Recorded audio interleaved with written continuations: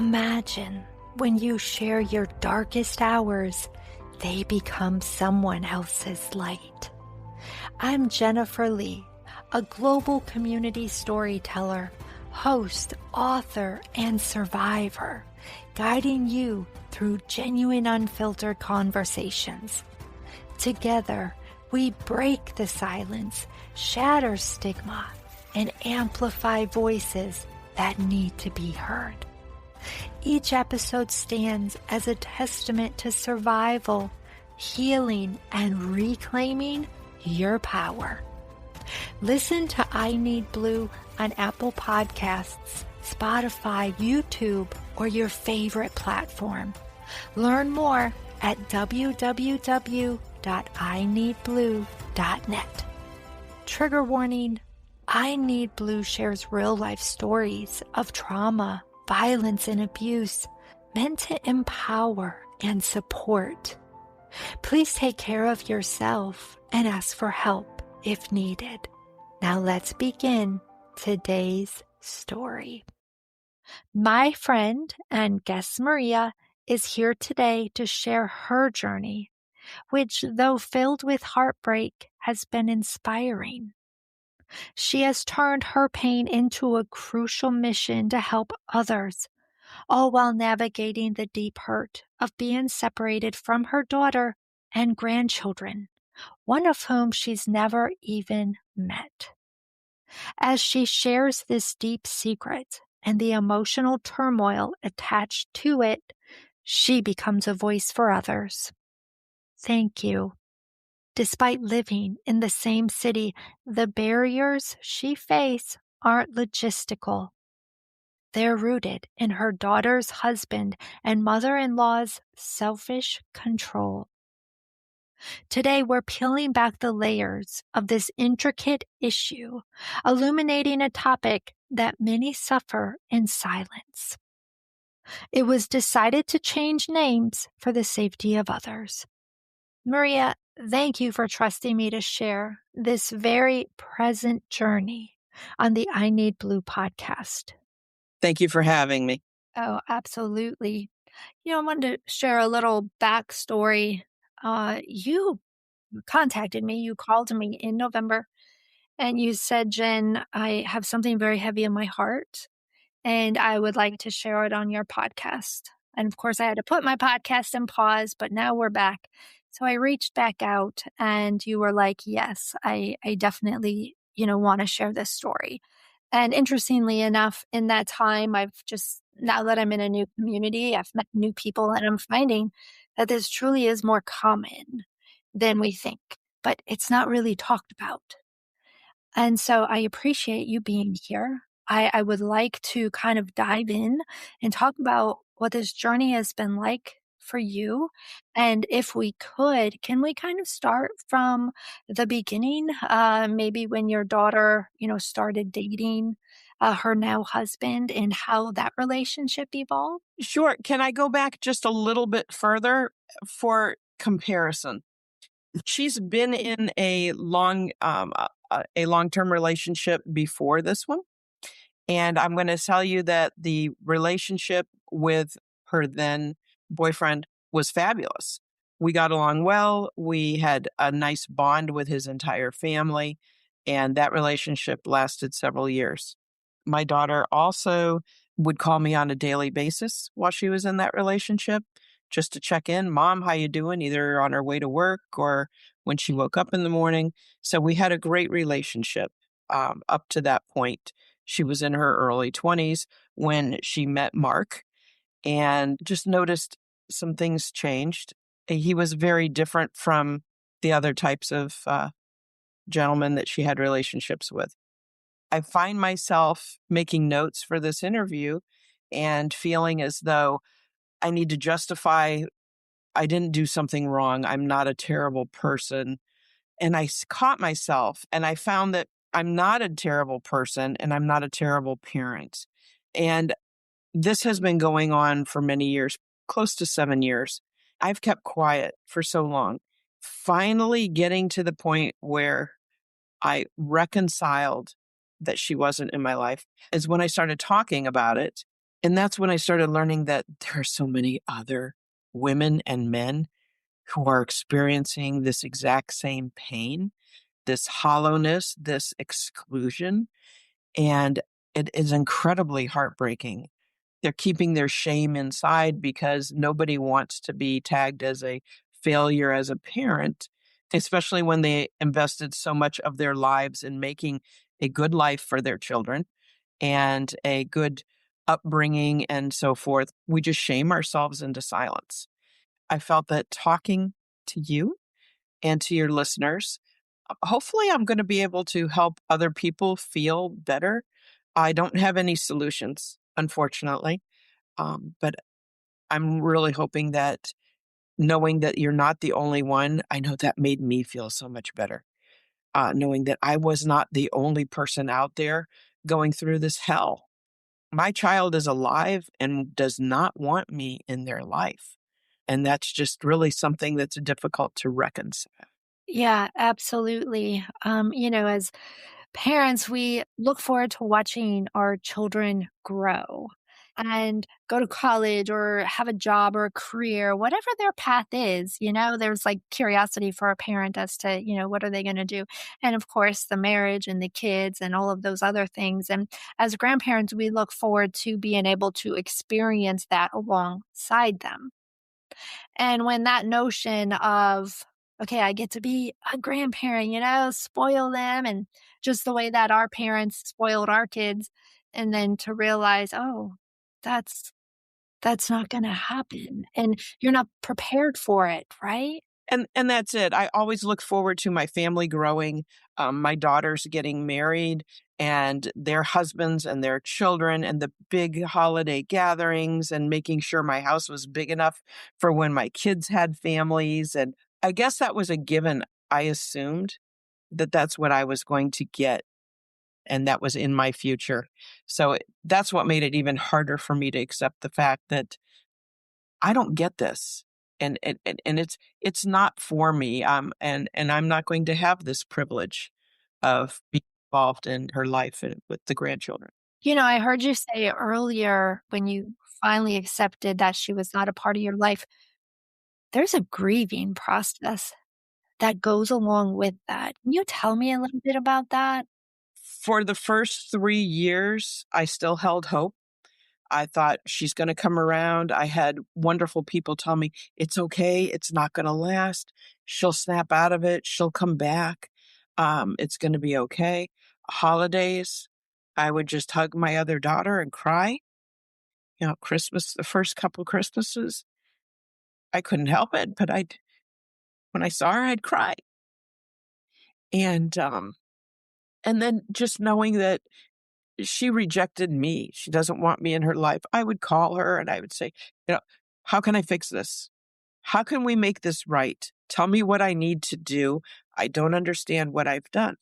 I would wake up in the middle of the night and just cry, and just realizing this is what's happening. And that went on for several years. And finally, something just helped me build a wall.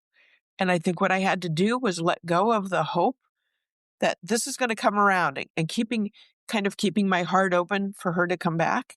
And I finally said, "You know what? I've got to build a wall around myself to protect myself from this because it's so incredibly painful."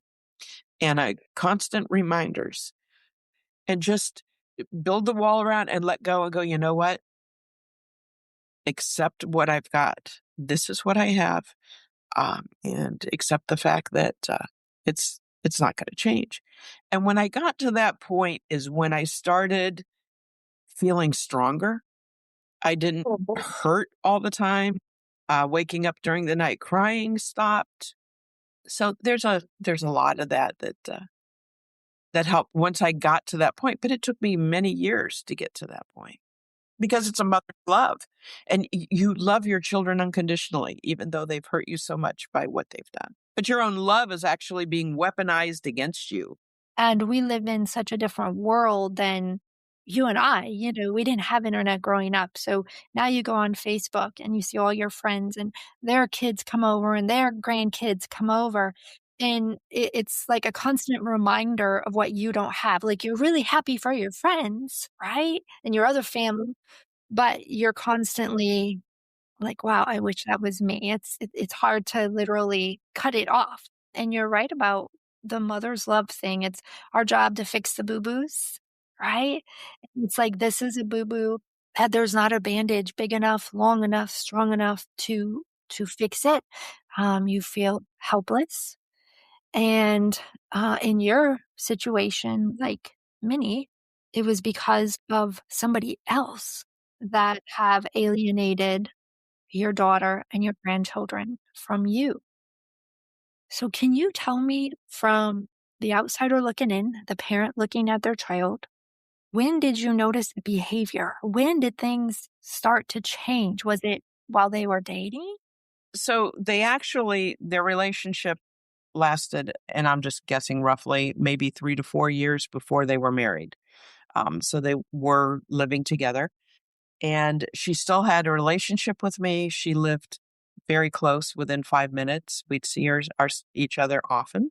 She, sometimes she'd do some things that were a little odd, and I'd be like, we're a little bit of a mean thing to say that normally wasn't like her. It's totally out of character. But I kind of ignore it and just say, well, just she's going through something. We all get kind of cranky and let it go. The big catalyst, I think, was there was a tragedy in their family and a trauma bond was formed. I assume, but it's only my opinion. There was a terrible tragedy. From that point is when I saw big changes and really felt isolated and blamed for things that I didn't do. And we talked about how we have great in-laws. Like, I have been blessed with, my prior in-laws were fabulous, and my new in-laws are fabulous. They're not even in-laws. They're just family, right? And so in this situation, had you met the mother-in-law? How was that? I had just maybe a brief meeting with her before the tragedy. I think we went out to lunch and we talked a few things about the kids and some concerns that I had, and she was putting them at rest. And then after the tragedy, things were I had no relationship with her. She did not reach out to me, or there really wasn't any reason to. The only time that she kind of came back into the picture along with my daughter was almost 3 years later, when my current son-in-law proposed to my daughter. So now they're engaged, and mother-in-law's come back into my life, and you'd think we were best friends since the beginning. It felt like a really nice, warm relationship, and we would get together and just talk about the kids and, maybe have a glass of wine. Then closer to the wedding, she asked me for $3,000. And I know that my daughter had told me earlier that she goes, "Mom, I don't want a big wedding. I want a small wedding." The mother-in-law is very much a flamboyant, let's make it bigger, everything's got to be over the top. And she wanted money. And I said, "You know what I'm going to do?" I said, "No, I'm not going to give you money. But what I'm going to do is I'm going to contribute." So my daughter's biological father and I paid for her wedding dress, which was several $1,000s. And then I paid for a photographer, which was close to $3,000. I also told them that I would buy them a tabletop book from whatever their wedding photos were that they liked and they wanted. Normally, I don't keep track of money, but in reflection, I'm going, well, what did I do for them? Did I spend enough? Because I'm hearing through other family members that, well, I contributed this much and I contributed that much. And I'm thinking, and then they go, you know, so she's saying you didn't give anything. And I'm like, whoa, wait a minute. I didn't hand her cash, but I did contribute to my daughter's wedding. So they get married. What were things like after that? So she was pregnant when they were married, and they had a gender reveal at the wedding. I thought that since she had planned the whole wedding, And I understood, I don't know anything about weddings. And I told my daughter, I said, listen, when it comes time for me to have to do something, just tell me because I don't understand how this rolls. So just tell me what I need to do. And she's like, okay. So she never said anything and the wedding went off. It was fine. And the gender was revealed. And I'm thinking, okay, mother-in-law got the wedding. I get the baby shower because the baby's coming in a couple months. One of her girlfriends or one of her bridesmaids was due within 2 weeks of my daughter. So I called her and I said, listen, when are you planning your baby shower so we don't conflict? Because I want to have one at my house and I want to make sure you can attend. And the other bridesmaids can attend too. So let me know. And somehow this gets back to mother-in-law. And my daughter and her husband take my husband and I out to breakfast. And they break the news over breakfast that they do not want me to throw the baby shower. And I couldn't understand why. And they said, well, no, we're going to do our own shower. But why if I can do the whole thing for you? I wasn't looking for money. I wasn't looking for help. I was looking for schedule and availability of her friends. They said, no, we're throwing our own baby shower. Gosh, that sounds odd. So baby shower comes and I feel like an outsider at my daughter's baby shower. She doesn't talk to me. She stays in her bedroom. I was 2 or 3 hours early to help set up. There was nothing for me to do. Cold shoulder from mother-in-law. You know, when you're not welcome, you get that feeling you're not welcome here. And she made that very clear. So I still stayed. During the shower, I heard her making comments to people about me that weren't untrue, just very mean. And then that is when things just kind of went, then it's 2020. We've got COVID, we've got restrictions, nobody can go to the hospital. It's kind of when she went out of my life. Yeah. Did they call you when the baby was born, or were you, invited to the hospital to be a part of that? We were not invited to the hospital to be a part of that. I will tell you that at the same time, I was diagnosed with breast cancer. So I believe within days of my breast cancer surgery, my granddaughter was born. So it was kind of understandable that we weren't, included or brought to the hospital or anything along that line. Plus, I believe the hospitals were, it was only the father only was allowed with the baby. But we did see the baby a few days after my surgery, and I got to see her through a little crack in a sliding glass door, which was still wonderful. Absolutely. I don't think I realized this, that you were actually going through breast cancer, during this whole process. So you're already dealing with the emotions. Can't imagine. Let me just say that.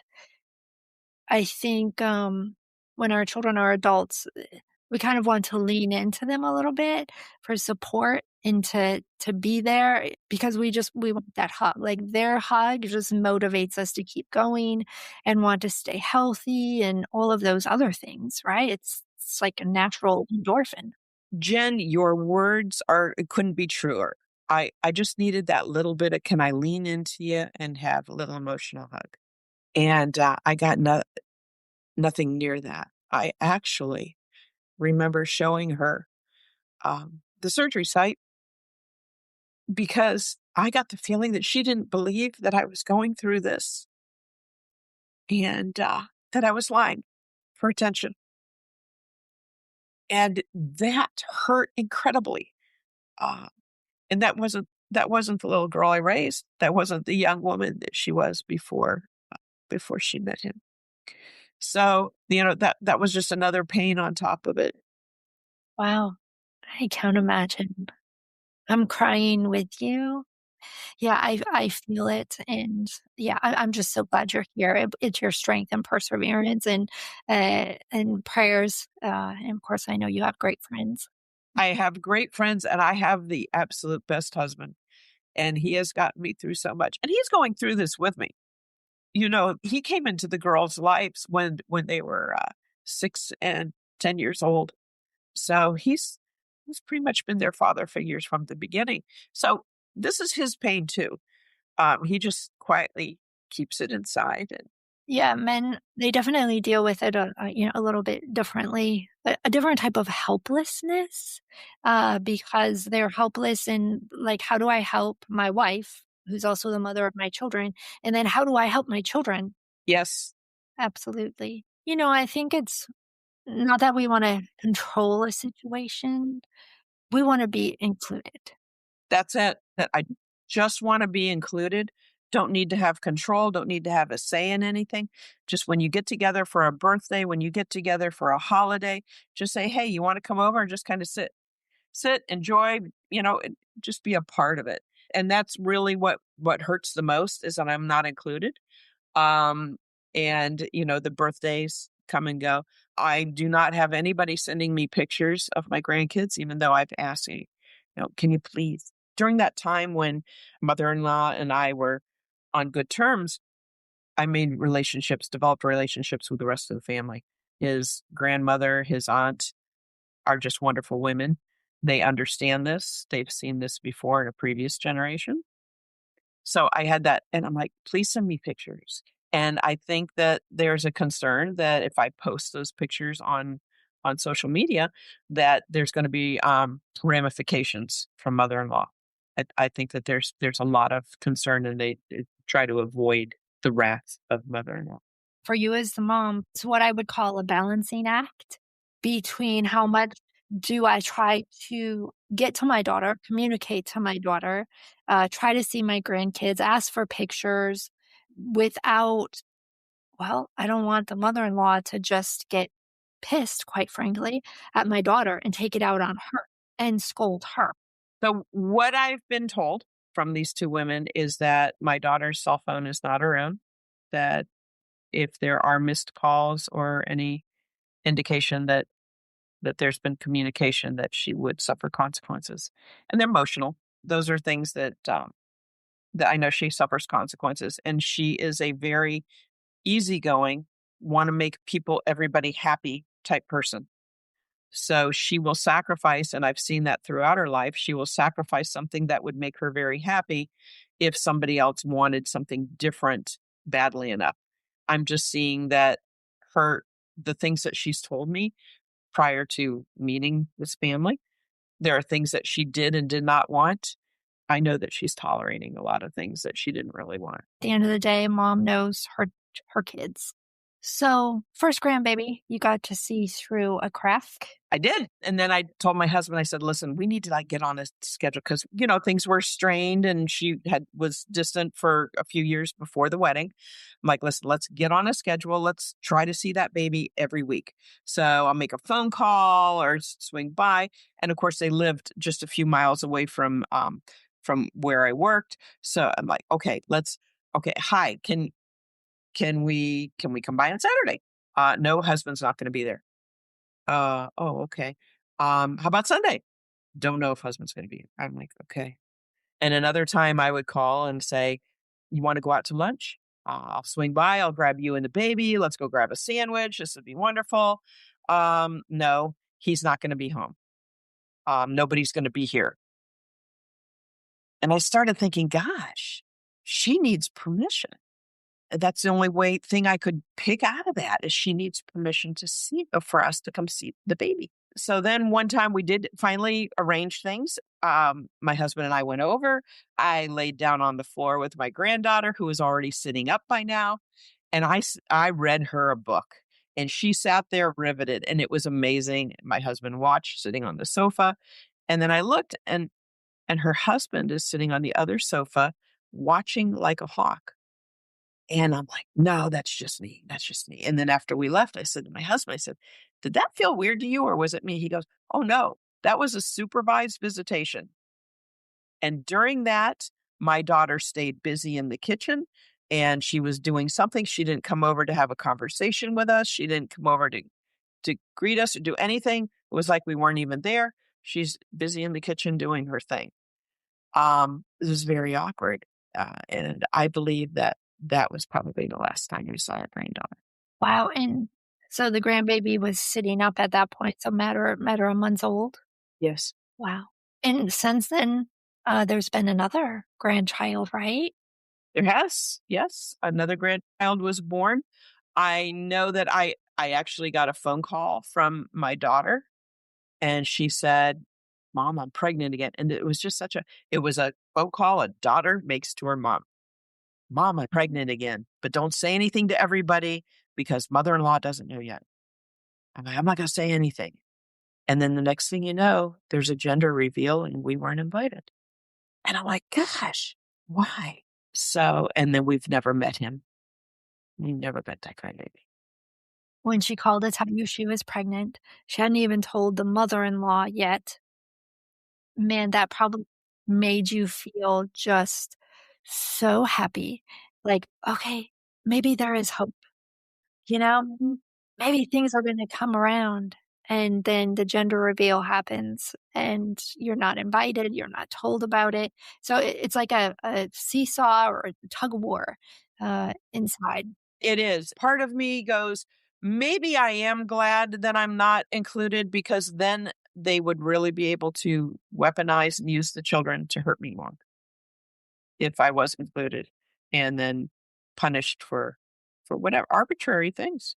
And it's so important for people to know that there is no catalyst. There was, well, this was the day of the big fight, or this was the day of whatever.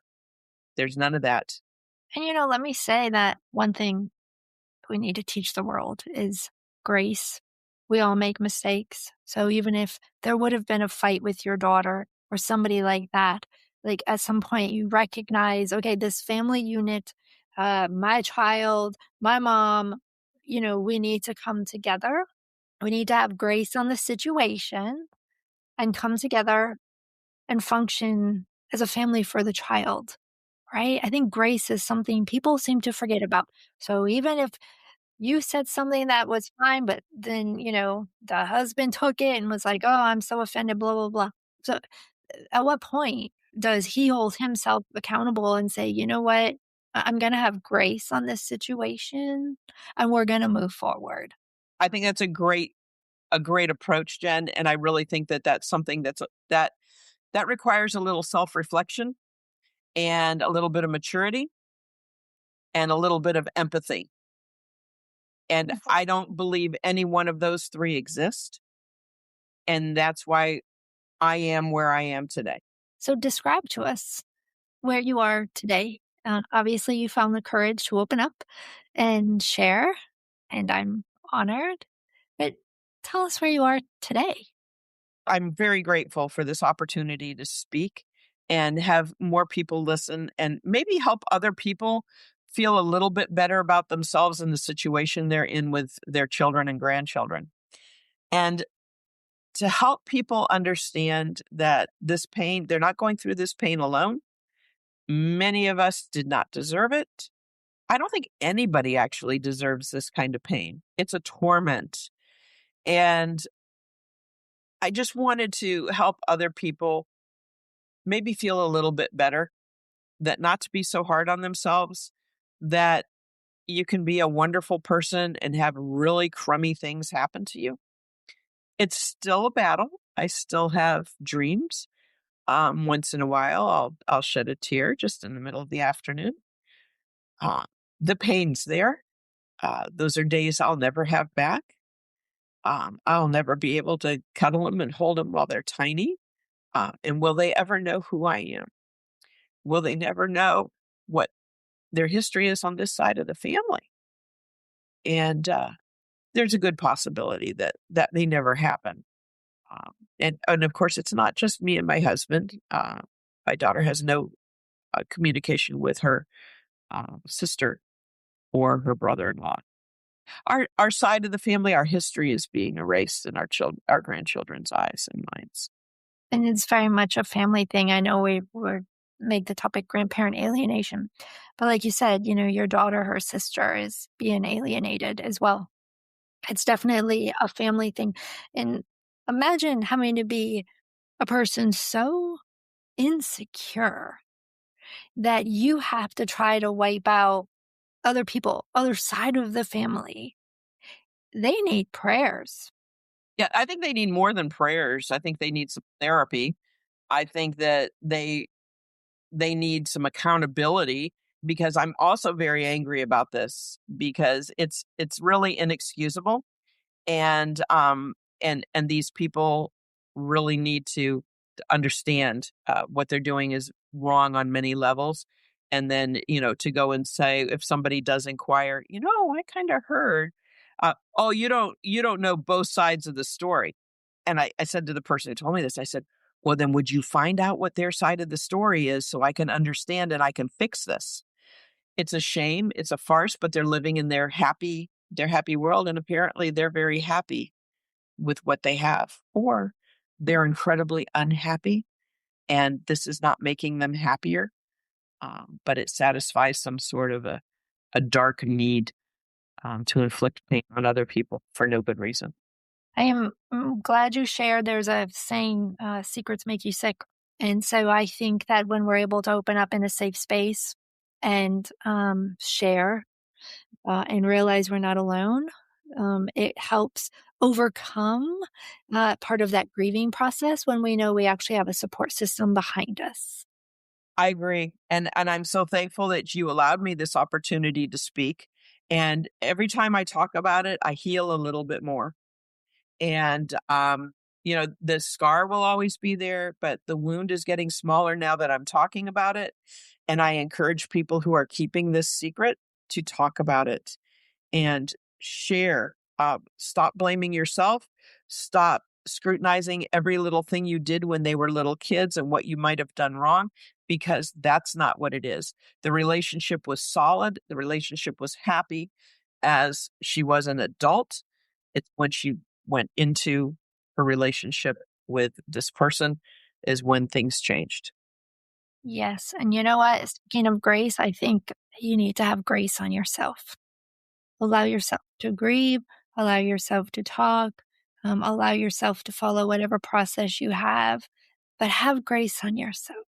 It's sometimes we're so worried about how to treat other people or whatever, we forget about ourselves, but have grace on yourself. Yeah, you're great. Is there anything else you would like to add to this conversation? I think that you've allowed me the opportunity to cover everything that I needed to say and to allow out of my heart. And I think that speaking with you has allowed some darkness to leave and a little bit of light to come in. So thank you so much. Of course, anytime. And, you have my number. So you can call me anytime you want. And sometime we'll get together because there's healing in hugs. I truly believe that. I'm going to put this out there and you can do it or not. If your daughter was listening, would you like to share some words you would share with her? I'm going to tear up, but I'm going to tell you. I'm going to tell her. I told her this um, one time, and I want to say it was right around the baby shower time. I love you. I will always love you. I am your mother, and I will never stop loving you. I will always be your mother. When you are ready, I will be here for you with open arms, and I will help you begin a new life if that's what you choose. I will do everything in my power to protect you. Thank you. I have tears in my eyes as well. As a mom, I think there are several moms out there that are going to relate to exactly what you just shared. So thank you for opening up your heart and sharing that with us. Thank you so much. I appreciate the opportunity. You've done so much for me just having this interview. Absolutely. Maria, thank you for being my guest on the I Need Blue podcast. To learn anything and everything about I Need Blue, visit my website, www.ineedblue.net. And remember, you are stronger than you think. Until next time.